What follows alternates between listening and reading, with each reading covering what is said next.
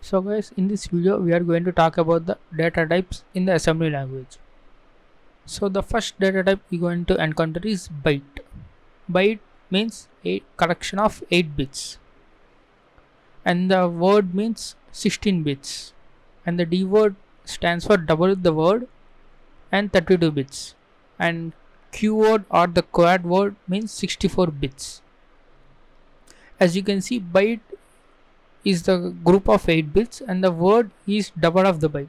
So you can fit 2 bytes in the word, and in the similar way the D word, also called double word, is the 2 times of word and you can fit 2 words and 4 bytes. So actually in 32-bit assembly we most maximum we deal with the D words, and because the quad words cannot fit into the registers, so if we want to operate the quad word, then we will place first 32 bits in the EDX and the next 32 bits in the EAX.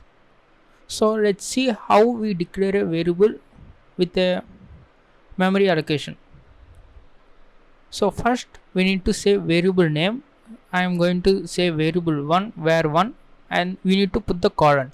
In the previous video we have seen the message variable stores the hello world string. This assembly language In this assembly language we don't specify integer, string or like that. We just define the memory and then we allocate the value. So the first you need to do is declare the variable and put the semicolon. So these are not actually variable names, these are the labels. Its purpose is just to refer this memory location by this name, and then followed by we need to say define byte. See, DB stands for define the memory, the data type. And if you go to the previous slide and if you say DB define byte, DW define word, DD define double word, and DQ define quad word, we will be not seeing quad words here, we will be seeing up to double words. So DB stands for define word, define byte, and then we need to set the actual value to be referred by the variable 1. So var1 define byte and 1. Now the var1 holds the value 1. As you can see, this is the comment. In the similar way, coming to the var2, we are going to defining a byte which holds the value of hexadecimal 41, and the var3 holds the value of a, but it stores the word, which means 2 bytes. So since a is 1 byte and the extra byte is going to be the null byte, and the variable 4 we gonna define byte and we gonna say hello world. So this var4 holds the continuous bytes of hello world. It means it stores each byte in a contiguous memory array. In the similar way, variable 5 we gonna define word, and this is 32-bit. Sorry, this is 16-bit. So sorry. And the value is 1234 in hexadecimal. And the variable 6 is define double word, and this is a 32-bit or 4 bytes, and this variable 6 holds the value 12345678. Up to now it's so simple, but if you want to write this instruction so many times and we cannot copy paste, it takes so much time. That's why there is another instruction called times instruction. As you can see, variable 7 and the times 20, and the followed by general defining of variable defined by 0x0a.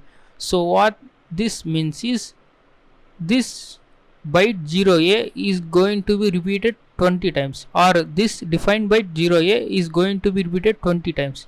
So the variable 7 holds array of 20 a's in hexadecimal. So if you want to declare 0xa up to 20 times, you don't need to write a 20 times. You just say times 20, the number of times you need to repeat, and then you just simply declare the value defined byte and a. So don't confuse guys. Now we will be moving into the Ubuntu virtual machine, and then we will inspect the variable values under the debugger. So guys, now I am going to create a file called data types.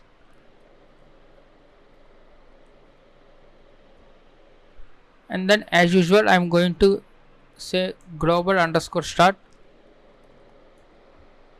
And now we are going to define the data section.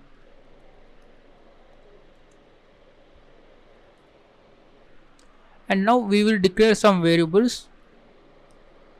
Say var1 colon define byte. We are going to say define 1, and then var2 define word, say 0x1234. Okay, it stores the 2 bytes. And var3 define double word 0x12345678. Now in the previous video we have declared the message variable which contains hello world. So in the similar way we define message, and it stores the bytes of hello world.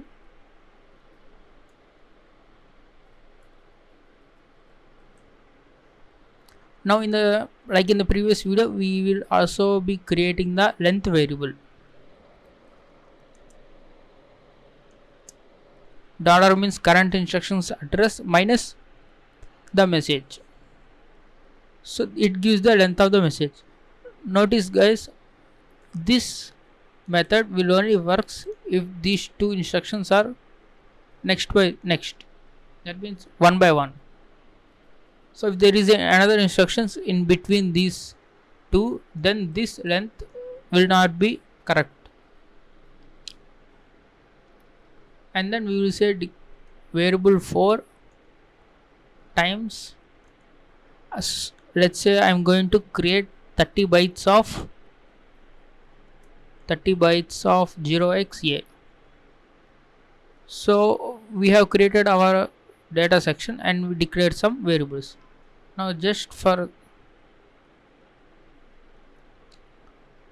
now I am going to create the text section, and I am going to say label start function. This is the start of our program, and just we are not going to write any code here, but we will be writing only one system call, that is exit system call. Now we need to put the exit system call's number in EAX, which is 1, and then the exit of 0, the 0 in the EVX, and then we finally call the software interrupt. So let me save this file. Now let's compile this using NASM.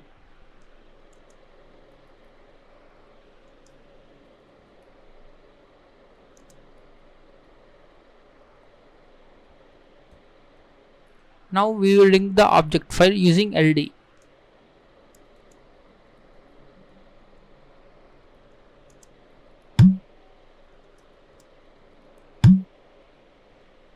So guys, now let's run our program. So it does not print anything because we did not write the code for printing something. It just exits normally. Now we will load this binary into the GDB.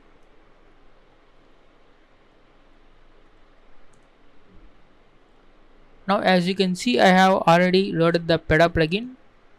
If you skip the previous video, just watch that. I have showed the PEDA plugin installation for GDB. Now I am going to say info functions. Now as you can see, there is a start function. Now let's try to disassemble it.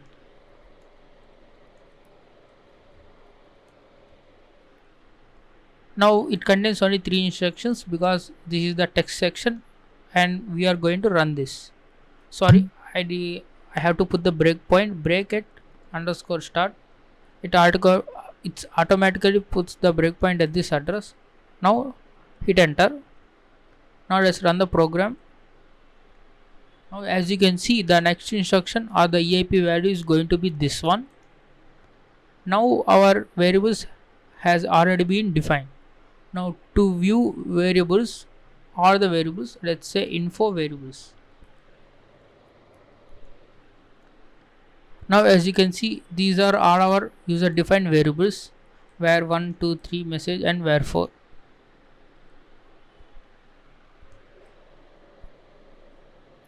Now we use the examine command to examine this variables contents.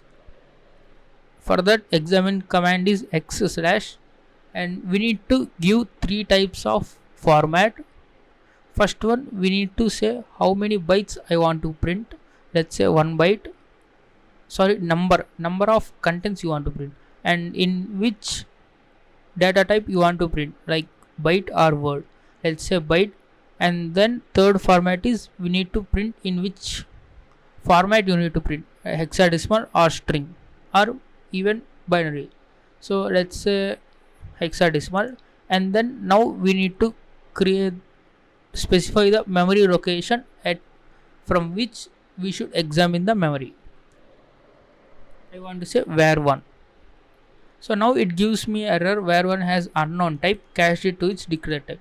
Now what we want to do is we need to put the ampersand symbol, because ampersand defines the address of this variable.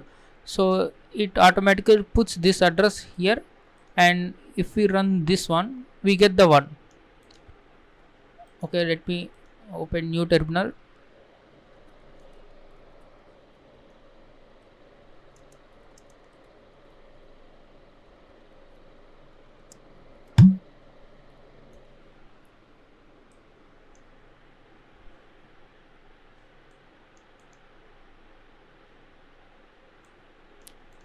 Okay guys, now you can see variable 1 contains the value 1, because we have asked for one number of bytes, and then I want to show it as a hexadecimal. That's why it has printed the hexadecimal. If I want to say 2 bytes, so we have got the 1 and we have got the 3, 4. So from where this 3, 4 has come, it means that this 3, 4 belongs to the variable 2. Variable 2 value is 1, 2, 3, 4, but in memory it will be in the little Indian order. So this 1, 2, 3, 4 will be stored as 3, 4, 2, 1. So after the variable 1, 0x1, the next byte going to be is the 3, 4 and 1, 2. Now I will show you that also. If I say 3 bytes from the memory location of variable 1, we get this variable 1 and also the next byte of variable 2, and then also remaining byte of variable 2. So if we can combine this, and if we flip the byte order, we get 1, 2, 3, 4. It's just written Indian, guys, you don't need to worry about. I have already explained the written Indian, big Indian byte orders. So as you can see, this variable 1, 2, 3 and so on are allocated in the memory in a line wise order. In the same way, I want to print 2 bytes in hexadecimal of variable 2. As you can see, guys, we have got the 3, 4, 1, 2 instead of 1, 2, 3, 4, because it's in written Indian byte order.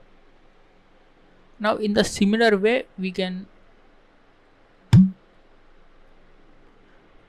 ask for variable 3, which is of 4 bytes in hexadecimal, and the address of the variable 3. Now we can see we got the 1, 2, 3, 4, 5, 6, 7, 8. And if we don't know the value, that means if you don't know the length of the variable, we can just say x and bytes, and then we say var3. Okay, we have got only 1 byte, sorry. Okay guys, we have got the only 1 byte. Now we need to print the message. Now to do that, we say x slash, S stands for string, and what we are going to do is we say message, ampersand message. As you can see, there is hello world, and then there is repeat 30 times. So this repeat 30 times belongs to this variable, and then the variable 4 contains 30 years. We will look into that in few seconds. So what if I want to print each and every byte in a hexadecimal format? Now I want to say 11 bytes in hex and message. So I want every byte to be represented in hex. So as you can see guys, H is represented in 68 in hex, and E in 65, and L in 6C, and L as 6C, and so on up to 64.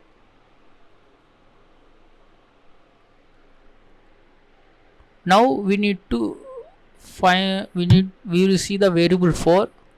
To do that, type x slash, and then variable 4 is 30 bytes of A.